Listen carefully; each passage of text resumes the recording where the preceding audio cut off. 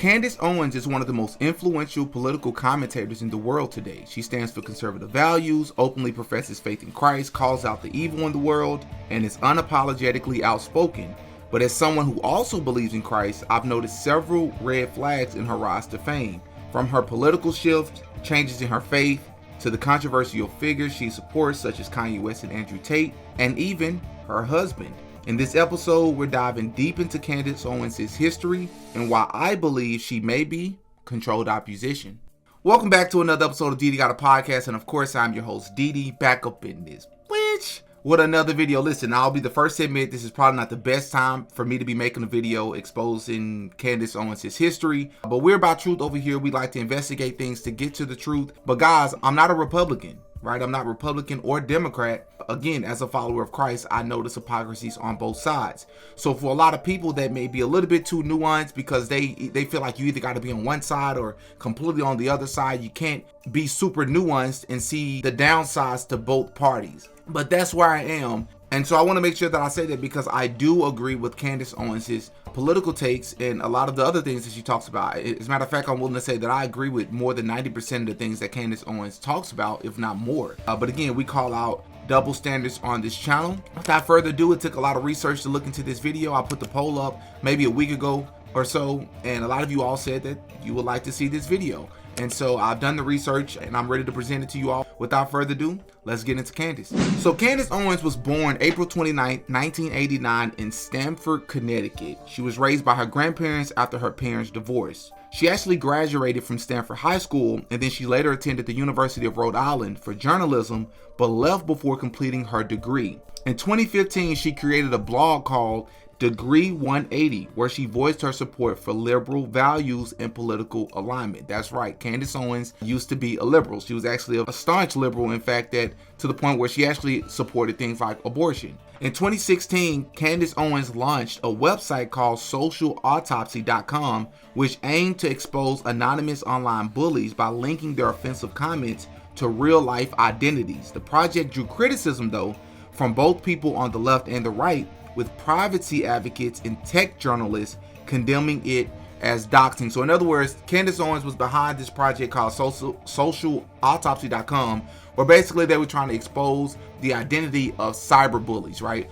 But it ended up backfiring on her so much, in fact, that her identity and her address and things ended up being doxed, and people was trying to expose her instead because they felt like she was violating people's privacy rights. And after this happened, Candace Owens actually went silent for some time before she would return. And when she returned with a whole different outlook politically. Due to her experience with the online backlash and her observations of political double standards, Candace Owens actually shifted sharply right, becoming a vocal critic of the left and quote-unquote woke culture, which, by the way, we'll get into this later in the video when I talk about Andrew Tate. But the term woke culture, I do 100% believe that term has been hijacked from a political perspective, because woke used to mean something completely different. It actually just didn't mean anything negative. It actually meant something very positive, and it wasn't politically related at all. It just simply meant be awake, be aware, right? Pay attention to things. Don't let people take advantage of you. Be socially aware. It had nothing to do with the left or the right, but again, it's been hijacked. So now we typically associate woke with the left, even though now they're coming up with the term with the woke right. So I want to state that for the record. Again, before this point, Candace Owens was actually a liberal who actually found herself criticizing conservatives quite often, including Donald Trump.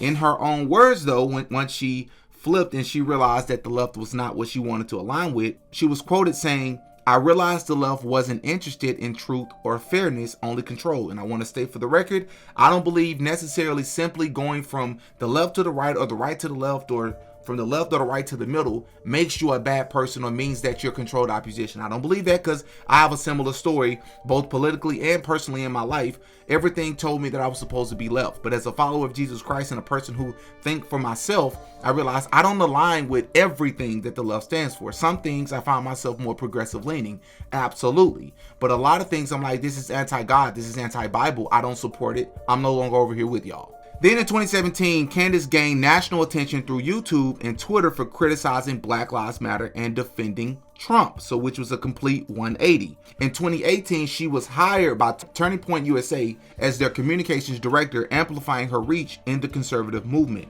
And she became known for saying things like, I've never been a slave, and this country gave me freedom, and why would I hate it, right? Then she became a frequent guest on Fox News, political podcasts, and conservative panels. Now, for me personally, this was becoming a red flag for me when I looked into this, because I'm like, y'all have to understand how hard it is to consistently get on certain platforms, and to be openly welcome consistently on these platforms already caused me to make a side eye Candace Owens. And then it was in 2018 when she was actually praised by Kanye West on Twitter, who tweeted, "I love the way Candace Owens thinks," which basically boosted her visibility into pop culture. Then Candace Owens launched something called the Blexit movement to encourage Black Americans to leave the Democratic Party and embrace conservative values, personal responsibility, and family stability. And a lot of people who were against it said that this was basically political rebranding because she received a lot of backlash as a liberal, but a lot of supporters said that this was basically challenging a monolithic way of thinking.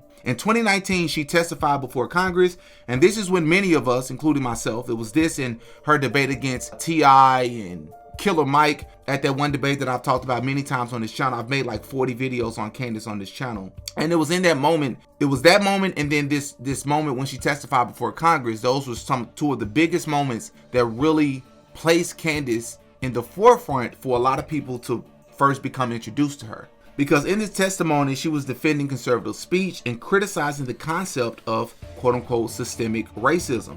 And then in 2021, she launched Candace, which was a political talk show with the Daily Wire, which was of course founded by Ben Shapiro. And this platform, as we all know, was a mixture of pop culture, politics, and faith, especially from a Christian and traditionalist lens or point of view. She was against, she was anti-woke, she was pro-life advocacy, she was about traditional family values, she critiqued race-based victimhood narratives, primarily when it came to the Black community, because as we all know, the moment she started criticizing the Israel population and the Jewish community, this eventually led to her being let go from the Daily Wire, which showed Daily Wire and a lot of conservatives double standard and hypocrisy.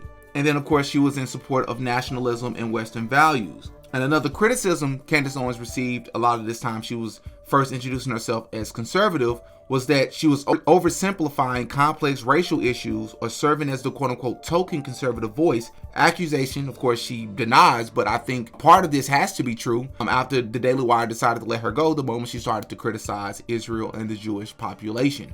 She was quote-unquote the token Black person to criticize Black people because it would reach more people because of what she looks like. Even though, again, I agree with a lot of things that Candace Owens says about the Black community, this is fair criticism. Now let's get into some of my issues with Candace Owens. One of the biggest things I found myself asking a lot of times early on was, where did Candace Owens come from? Not physically or literally, right, but figuratively speaking, right? Her large platform, both through the Daily Wire and independently, was one of the early red flags in my opinion, because I need you all to understand from a content creator's perspective, it is extremely difficult to reach 3, 4, 5, 6 million subscribers. I am under the belief as of this moment right now, it took me a while to get here, that if you are of that level of 3, 4, 5, 6 million subscribers on YouTube, Twitter, Instagram, it is so difficult to get to that point, and it takes so long, I couldn't even fathom it. It's not just because I haven't accomplished it, but I look at just the general outlook of content creators and the grind and the work that it takes to get to certain levels. I personally believe that you have to be controlled to get there. From one side or the other, I personally believe that.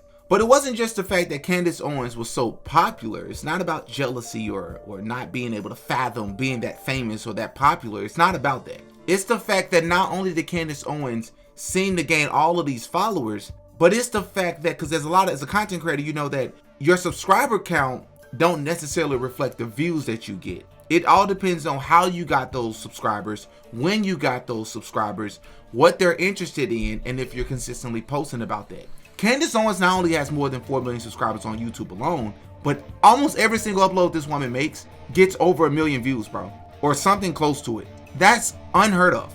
I mean, literally just about every single video.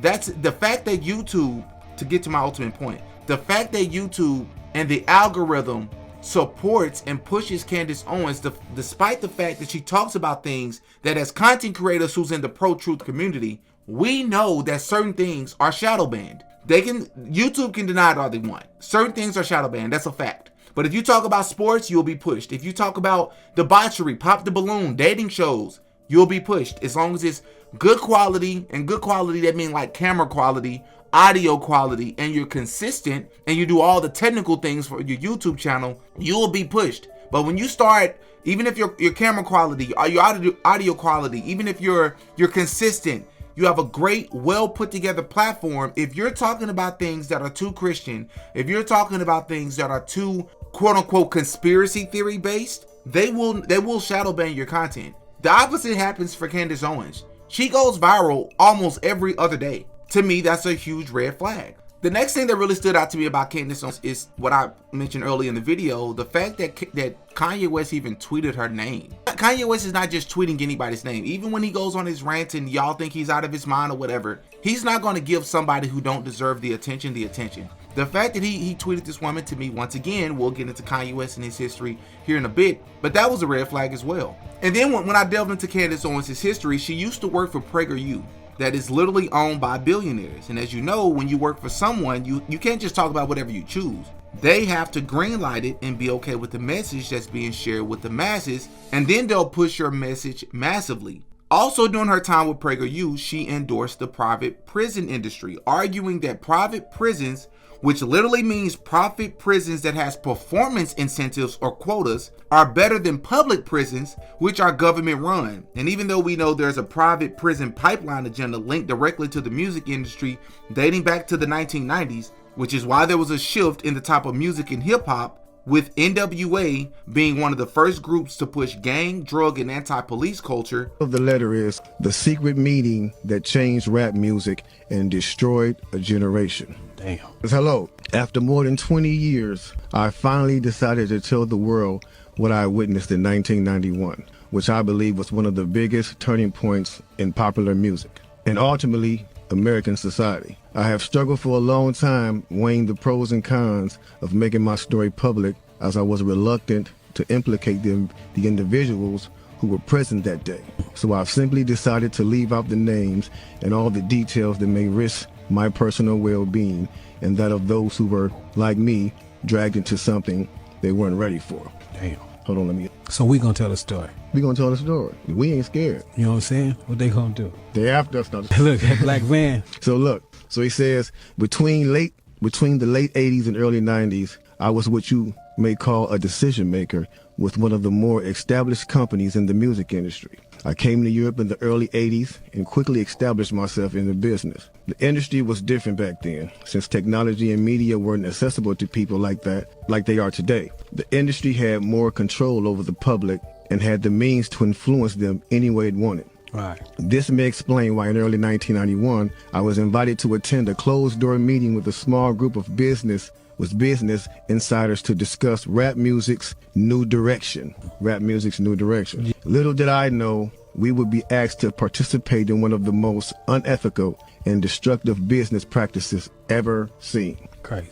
So this was the meeting. The meeting was held at a private residence on the outskirts of Los Angeles. I remember about 25 to 30 people were being there. Right. Most of them familiar faces. Speaking of those I knew, we joked about the theme of the meeting, as many of us did not care for rap and failed to see the purpose of being invited to a private meeting to discuss the future of hip-hop. Talk to him. Among the attendees was a small group of unfamiliar faces who stayed to themselves and made no attempt to socialize beyond their circle. Based on their behavior and formal appearances, they didn't seem to be from our industry. Our casual chatter was interrupted when we were asked to sign the confidentiality agreement, preventing us from publicly discussing the information presented during the meeting. Needless to say, this intrigued, in some cases, disturbed many of us. The agreement was only a page long, but very clear on matters and consequences, which stated that violating the terms would result in job termination immediately.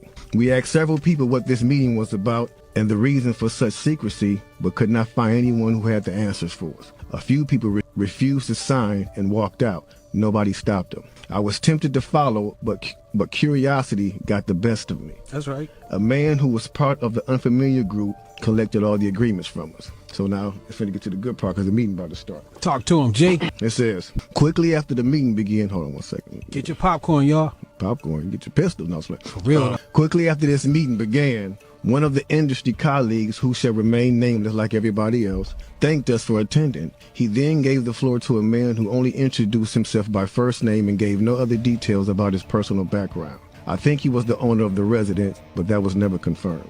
He briefly praised all of us for the success we had achieved in our industries and congratulated us for being selected as part of this small group of decision makers. At this point, I began to feel slightly uncomfortable and the strangeness of this gathering. The subject quickly changed as the speaker went on to tell us that the respective companies we represented had invested in a very profitable industry which could become even more rewarding with our active involvement. Damn. He explained that the companies we worked for had invested millions into the building of privately owned prisons, and that our positions of influence in the music industry would actually impact the profitability of these investments. Then he says, I remember many of us in the group immediately looking at each other in awe and confusion. At the same time, I didn't know what a private prison was, but I wasn't the only one. Sure enough, someone asked what these prisons were and what any of this had to do with music. We were told that these prisons were built by privately owned companies who receive funding from the government based on the number of inmates. The more inmates, the more the government would pay these prisons. It was also made clear to us that since these prisons are privately owned, as they become publicly traded, we'd be able to buy shares. Most of us were taken back by this. Again, a couple of people asked what this had to do with us. At this point, my industry colleague who had first opened the meeting took the floor again and answered our questions. He told us that since our employees had become silent investors in this prison business, it was now in their interest to make sure that these prisons remain filled. Our job would be to help make this happen by making music which promote criminal behavior, rap being the music of choice. He assured us that this would be a great situation for us because rap music was becoming an increasingly profitable market for our companies, and as employees, we'd also be able to buy stocks in these prisons. Immediately, silence came over the room. You could have heard a pin drop.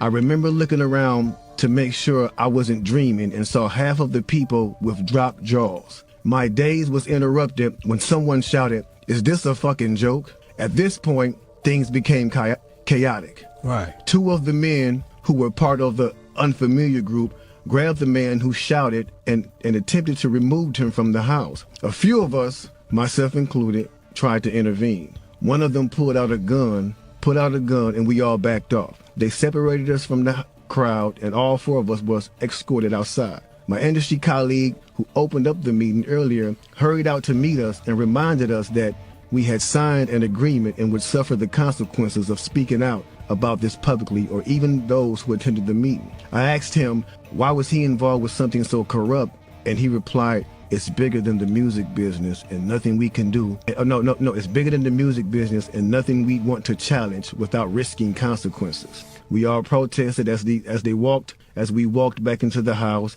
I remember word for word the last thing he said. "It's out of my hands now. Just remember you signed an agreement." He then closed the door behind him. The men rushed us to our car and actually waited until we drove off the property. Damn.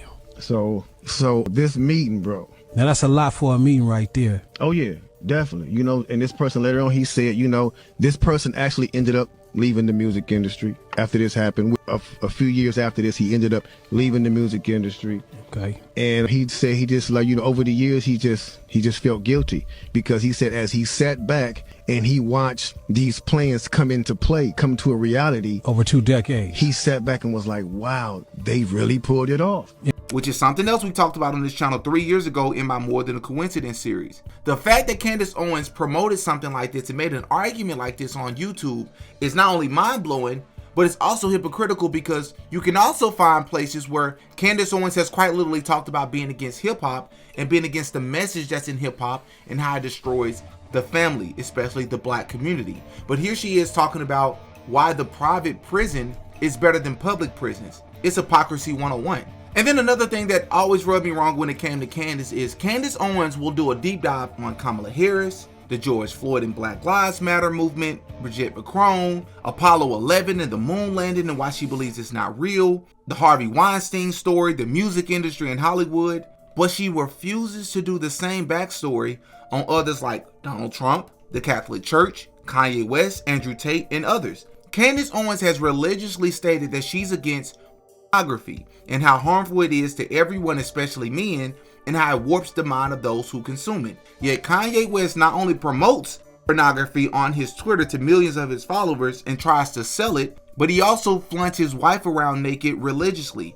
He has also been accused of several things both legally and just simply across the internet by people in the industry who didn't even file lawsuits but just wanted to get the story out there that we've covered on this channel of assaulting women and trying very sexually depraved activity by multiple different women, which isn't hard to believe because, I mean, he literally married a woman in Kim Kardashian who became famous off of, technically speaking, pornography. Candace has said absolutely nothing about it despite heavily covering Hollywood MK Ultra and its depravity. She has also said absolutely nothing about Kanye West's ties to Satanism, Occultism, and Freemasonry. In many of his videos and pictures, Kanye West has consistently told us how he became famous. I sold my soul to the devil. I know it's a crappy deal. Music came with a few toys like a Happy Meal. Categorize. They can't control me. You get what I'm saying? They can control Shaq. They can control Charles Barkley.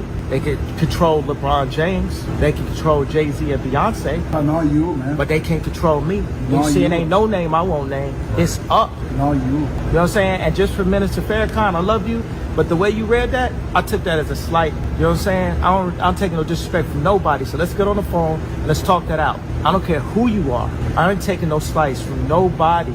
Right? I ain't taking no slice from nobody. It's God. That's the only person that I serve. My mom ain't here. My mama was sacrificed. Me too. You understand? I'm appreciative. Michael Jordan, what about him? His daddy, right? Bill Cosby, his son, right? Dr. Dre, his son. You're out in Hollywood, a lot of people come up missing. Feels like it might be a lot of that in order to control, traumatize. They want to monetize and traumatize. With the Freemason twin pillars showcasing here, horns on these individuals' heads, and the chain of the Egyptian god Horus around his neck, which is a god Aleister Crowley, who was the self-proclaimed most evil or most wickedest man in the world. He literally supported this in his religion, who once again, that being Aleister Crowley, is another person Candace Owens has religiously talked about on her channel. She has even promoted Kanye West's Vulture album, which literally stands for all the things she said that she is against. Why hasn't she done a deep dive on him, but chooses to support him no matter what? I mean, is it because she feels indebted to Kanye for the reason she is famous for tweeting her name many years ago? I mean, she kind of tells us why she supports Kanye West no matter what. I will always love Ye. I will always defend him because I think he did one of the bravest things in speaking about what happened to him, and the questions were never answered about what Harley Pasternak did to him that night. And I think it's what was done to Britney Spears based on my readings of MK Ultra program, which has never been stopped. I think Harley Pasternak it's extremely problematic, and he's literally telling you what happened to him and no one's listening. And everyone's like, he's gone crazy. They drugged me against my will, and when you read those experiments of how they could literally give somebody a mental disorder via a cocktail of drugs, LA becomes very scary. Who was that? I didn't hear Harley that. Pasternak, Yeah. the trainer that trains all the stars dying in baths. Yeah, allegedly. Aaron Carter, when he reached out to Kanye, and when Kanye said Harley Pasternak did this, Aaron Carter tweeted at Kanye and said, we should talk. And then that was his last tweet. The next day, Aaron Carter was found dead in a bath. There's something very evil brewing in Hollywood, and I think he was one of the bravest people ever who spoke out on what happened to him. And I won't deal with everybody talking about the after when we're not talking about the before. You don't think his stuff is a bit much now, though? Like I said, we got to deal with the before. Like Kanye was Kanye, and then Harley Pasternak took him to his house and got an ambulance and had him drugged and admitted that in a text message. He said, I'll do it again and we'll take you to La La Land. He was military trained in the Canadian military and was allowed to experiment with drugs on humans. He spoke about that openly. What the hell is he doing as a gym trainer in LA to all the stars? So I have questions about what happened to Kanye, and I will always be, until we get those answers and the media really looks into Harley Pasternak, who was also Brittany Murphy's trainer. It's just weird. But speaking of Freemasonry, let's talk about Donald Trump. In order to reach the level of power, history has shown us that you are most likely controlled opposition and or you're already selected and not elected to become president. America was literally founded by Freemasons, hence land of the free, free being short for Freemasons. And Candace Owens not only knows this, but she has publicly admitted this herself. Now, this is a great time for us to pause and discuss Freemasonry because there are so many different elements, cultural elements of this, which I think a lot of Americans have the wrong idea. Either they don't think Freemasonry is real, or they don't believe that Freemasonry is relevant, or they believe that Freemasonry is innocent. And I'm going to speak about all of those things. So first and foremost, what is Freemasonry? Full stop, okay? So during the late Middle Ages, the world was united under the Holy Roman Catholic Church, okay? So if you had any opposition to the church throughout Europe, you were forced to go underground, right? We were a Christian society. And among the only organized groups that were able to move freely throughout Europe were these guilds of stonemasons, and they would then be therefore, because they could move freely, hence Freemasons, they were able to maintain meeting halls or lodges in virtually every major city. And the Masons were essentially very talented at architecture, and they had a bunch of secret knowledge, sometimes secret knowledge of architecture and of other topics. And that knowledge was dated back to the times of Egypt, right? And it was essential maintaining this knowledge in the construction of European churches and cathedrals. So one of the things that is well known is that Freemasons were in opposition to the church, right? They wanted to crush the church, which is why it is not ironic that the person who founded the Mormon church, as just one example, many of the churches, the very many Protestant faiths that we have, was Joseph Smith, and he was a Freemason. That's a fact, just as one example. Now, you may know some people that are Freemasons, and you're going, well, I know this person, and he goes to a lodge, and he's completely harmless. Yes, it is a known thing that something like 97% of Freemasons are not in the top tier degree of Freemasonry.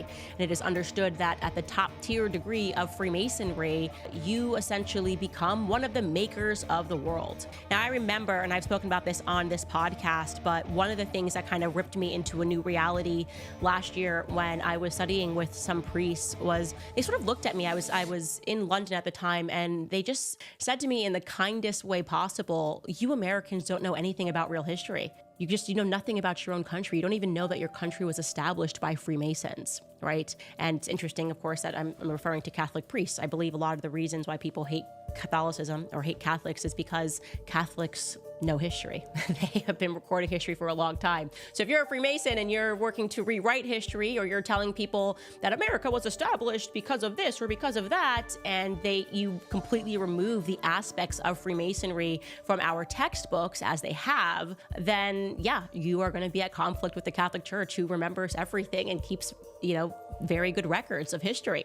So for those of you guys who've never even heard of that, and like I said, I would have been among you. I'm very new to relearning American history through the lens of Freemasonry. Some known Freemasons: George Washington was a Freemason. Thomas Jefferson was a Freemason.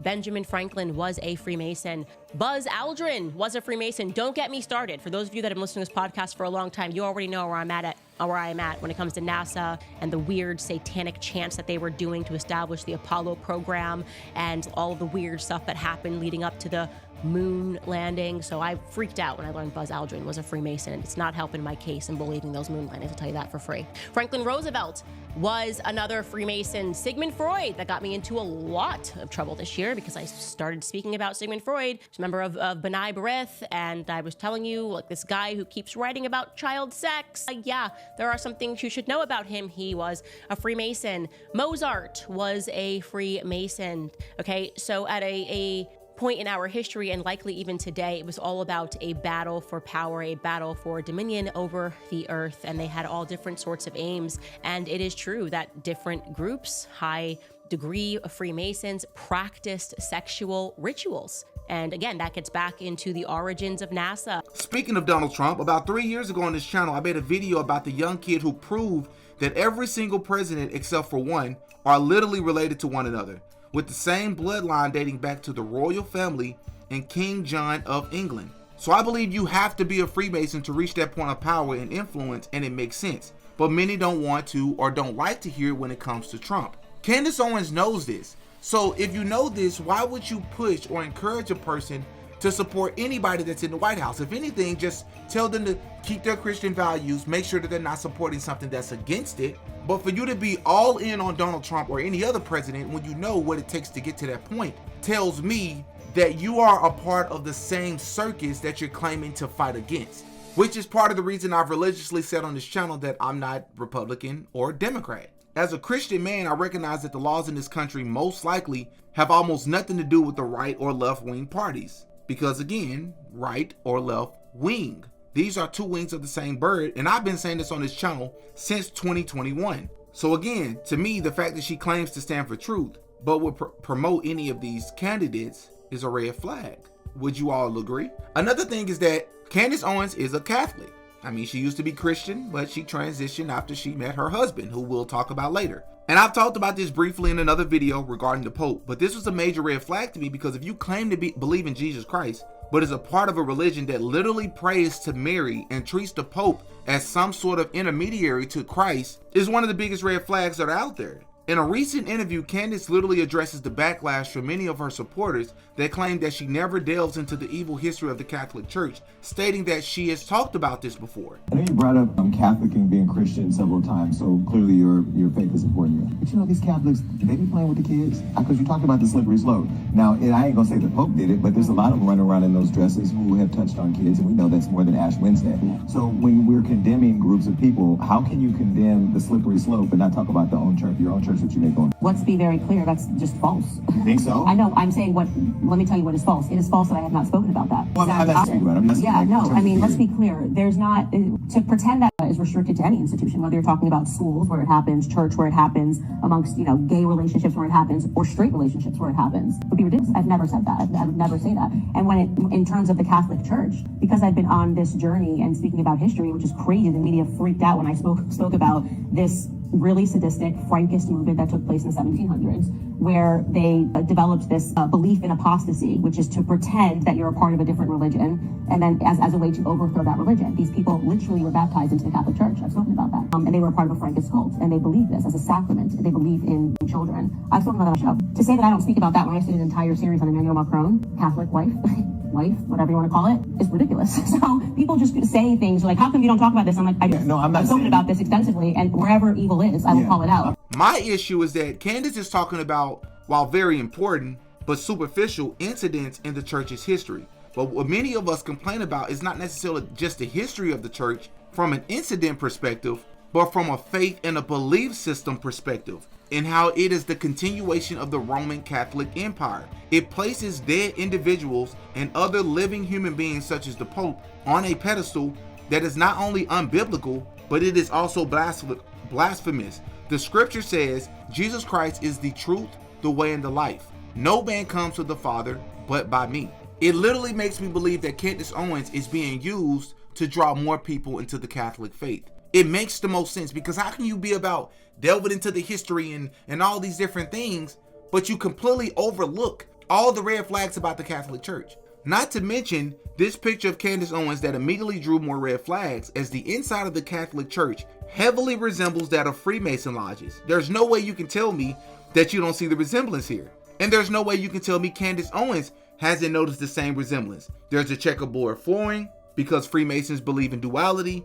There's the Masonic twin pillars that can be found in just about every Freemason lodge there is. It also doesn't help when the church has a history directly tied to Freemasonry, but if that's something you want to hear about, again, I talked about this in my video about the Pope, so go and check that out. Another person that she supports no matter what, that she's received backlash for, is Andrew Tate. Again, Candace has spoken out against pornography, but Andrew Tate, while claiming to believe in God, he once was a Christian, once was a Muslim, not only has a history in the very thing that Candace seems to be against, that being exploiting cam girls or girls on webcam, but this is something he's recently tweeted about and bragging about, being anti-God, anti-Christian, and how he got rich off of doing the things that Candace claims to be against. Conservative losers tell you, get married. Ben Shapiro, a little Jew. The reason they'll say Andrew Tate's a bad guy is really because they know I get to live free and do what I want, live with my friends, and have endless children from endless beauty queens. You actually have to downplay your relationship with the girl of 6 years, which is difficult. And I only get away with that because the girl of 6 years plays along. So Vivian's been with me 6 years. So he's been with Vivian for 6 years, right? Because Vivian's younger. Melissa's like 28. Vivian's like 21. Vivian's 21. And at this point, he's been a girlfriend for 6 years. It means that they met when she was 15 years old. Not to mention, in fairness to him, he hasn't been convicted of anything, but he is quite literally being investigated for SA allegations, which is something he has bragged about for years, but now he denies it.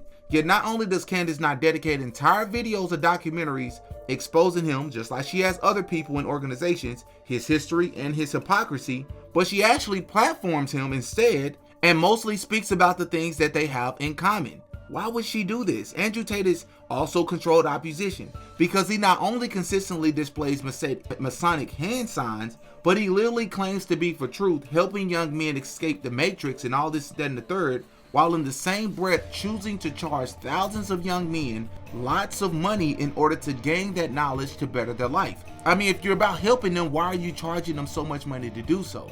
Andrew Tate is a liar and a scam artist. And if you want to see an entire video on him, just comment Andrew Tate is a fraud below, and that'll be one of my next videos.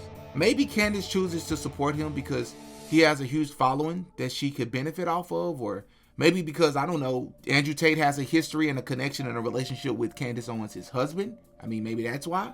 But either way, it's hypocritical and it's dishonest. But speaking of Candace Owens, his husband, let's talk about him for a sec.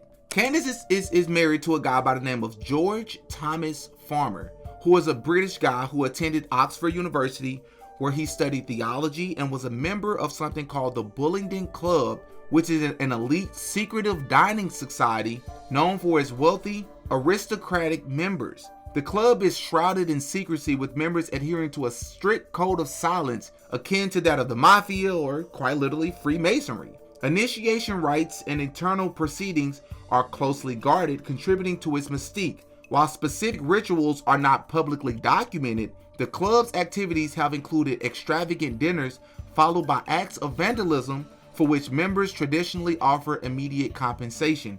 The Bullingdon Club has been a subject of public scrutiny due to its members' subsequent rise to positions of power and the club's perceived embodiment of elitism. Its reputation for fostering connections among Britain's upper echelons has led to debates about privilege and influence within the UK's socio-political landscape. And some famous members include people like David Cameron and Boris Johnson, which are both former UK prime ministers. People, the fact that you are associated with a club that just so happens to have birthed two former UK prime ministers is everything but a coincidence. As y'all know, I'm done with coincidences on this channel, bro. Which, by the way, it literally reminds me of the Bushes. You know, the Bushes went to Yale, and they were also a part of something called Skull and Bones, which is quite literally a secret society on campus that many people don't know all of their secrets. Some of it has been quote unquote leaked, but the Bushes went on to become presidents. But they'll lead you to believe, or have you to believe, this is just a coincidence. It has nothing to do with nothing. Right. And then when you delve into like George's family background, he comes from a wealthy and politically connected family in the UK. He is the son of a man called Lord Michael Farmer, who is a British hedge fund manager and Conservative Party donor. George's father, Michael, was literally nicknamed Mr. Copper due to his wealth from metal trading. And he was also a member of something called the House of Lords, which placed him in close proximity to British aristocracy and top conservative circles. So my ultimate point is, you want me to believe that Candace Owens just so happens to gain this prominence by starting off as liberal, becoming conservative, which I see no problem with switching and changing your political perspective at all.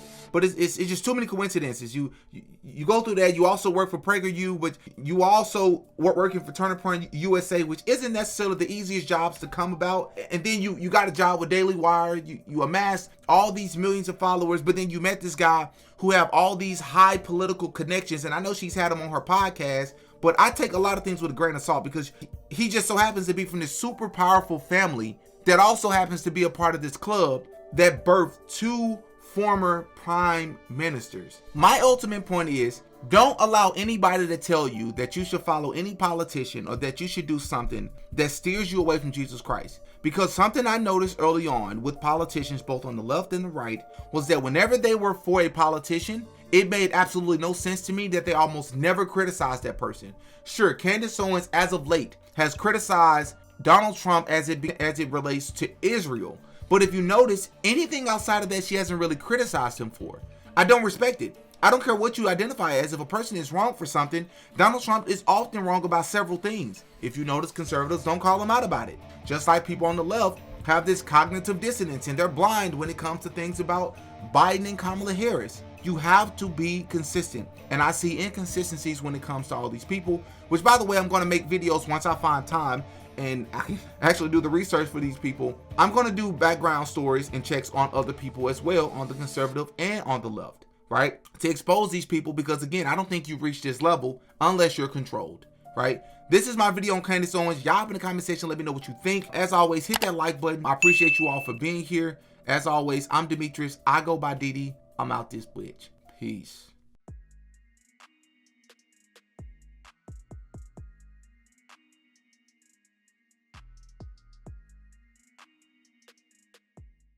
Oh yeah, Didi got a podcast.